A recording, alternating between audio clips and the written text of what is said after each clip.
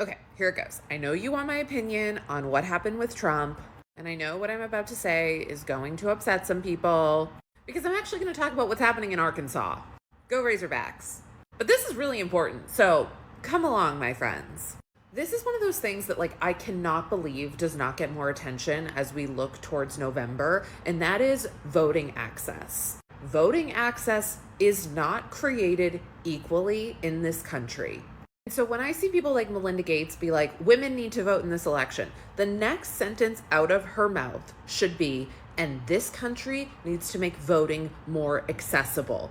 Case in point, what's happening in Arkansas. So there's this great nonprofit organization called Get Loud Arkansas, and they had created this tool where they were getting people to register to vote using an electronic signature. And this had all been approved by Arkansas election officials, okay? And so this tool was helping to get a lot of people registered to vote. Young people, people living in rural communities. So as soon as it starts getting media attention, the election board is like, oh, actually, no, never mind. We're not going to take electronic signatures. And now this nonprofit, Get Loud Arkansas, has filed a complaint. Because they're like, first of all, you told us it was fine. Second of all, okay, what about the electronic signatures that we've already done? They haven't even told them yet if they're going to accept all the ones. So there's all these people who registered to vote using the electronic signature, and they don't know if they're going to accept their voter registration. You can't vote by mail in Arkansas.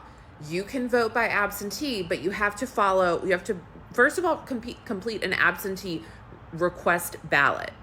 And then they will approve if you can vote absentee. So it's not just like, oh, you know what, I want an absentee ballot. No, you have to submit an absentee application.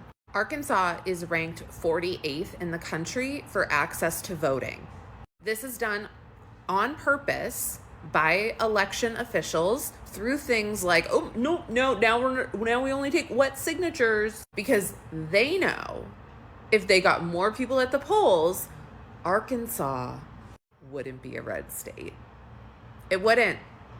And throughout this election cycle, if you want to, whatever side you're on, if you are someone who lives in a state where access to voting is easy, I really invite you to talk about these other states, have these conversations. We need to push this up because everyone should be talking about this. Everyone. Go Razorbacks.